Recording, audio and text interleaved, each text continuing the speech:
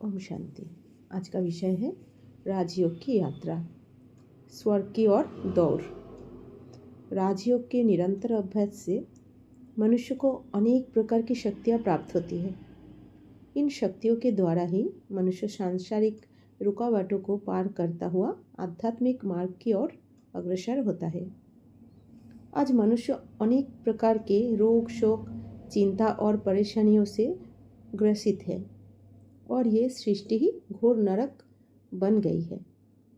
इससे निकलकर स्वर्ग में जाना हर एक प्राणी चाहता है, लेकिन नरक से स्वर्ग की ओर का मार्ग कोई रुकावटों से युक्त है। काम, क्रोध, लोभ, मोह और अहंकार उसके रास्ते में मुख्य बाधा डालते हैं। पुरुषोत्तम संगम युग में ज्ञान सागर परमात्मा शिव जो सहज राजयोग की शिक्षा प्रजापिता ब्रह्मा के द्वारा दे रहे हैं, उसे धारण करने से ही मनुष्य इन प्रबल शत्रुओं अर्थात 5 विकारों को जीत सकता है। चित्र में दिखाया है कि नरक से स्वर्ग में जाने के लिए पहले पहले मनुष्य को काम विकार की ऊंची दीवार को पार करना पड़ता है, जिसमें नुकीले शीशों की वार लगी हुई है। इसको पार करने में कोई व्यक्ति देह अभिमान के कारण से सफलता नहीं पा सकते हैं और इसीलिए नुकीले शीशों पर गिरकर लहूलुहान हो जाते हैं। विकारी दृष्टि, कृति, वृत्ति ही मनुष्य को इस दीवार को पार नहीं करने देती।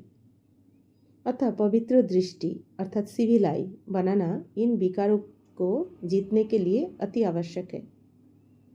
दूसरा भयंकर विघन क्रोध रूपी अग्नि चक्र है। क्रोध के वश होकर मनुष्य सत्य और असत्य की पहचान भी नहीं कर पाता है और साथ ही उसमें ईर्ष्या, द्वेष, घृणा आदि विकारों का समावेश हो जाता है, जिसकी अग्नि में वो स्वयं तो जलता ही है, साथ में अन्य मनुष्यों को भी जलाता है। इस बाधा को पार करने के लिए स्वधर्म में अर्थात मैं आत्मा शांत स्वरूप हो, इस स्थिति में स्थित होना अत्यावश्यक है। लोभ भी मनुष्य को उसके सत्य पथ से परे हटाने के लिए मार्ग में खड़ा है। लोभी मनुष्य को कभी भी शांति नहीं मिल सकती और वो मन को परमात्मा की याद में नहीं टिका सकता। अतः स्वर्ग की प्राप्ति के लिए मनुष्य को धन व खजाने के लालच और सोने की चमक के आकर्षण पर भी जीत पानी है। मोह भी एक ऐसी बाधा है जो जाल की तरह खड़ी रहती है। मनुष्य मोह के कड़े बंधनवश अपने धर्म व कार्यों को भूल जाता है और पुरुषार्थहीन बन जाता है।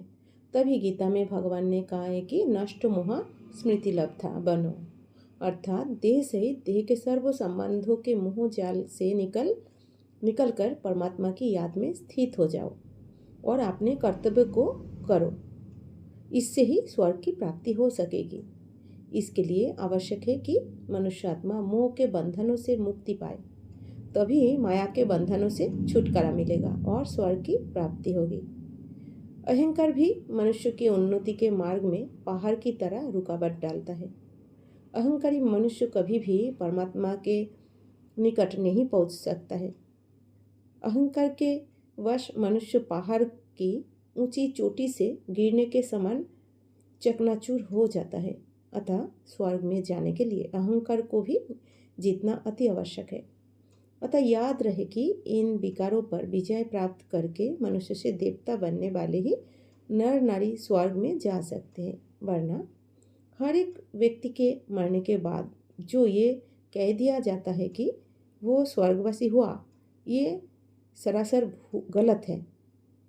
यदि हर कोई मरने के बाद स्वर्ग जा रहा होता तो जनसंख्या कम हो जाती और स्वर्ग में भीड़ लग जाती और मृतक के संबंधी मातम न करते। ओम शांति।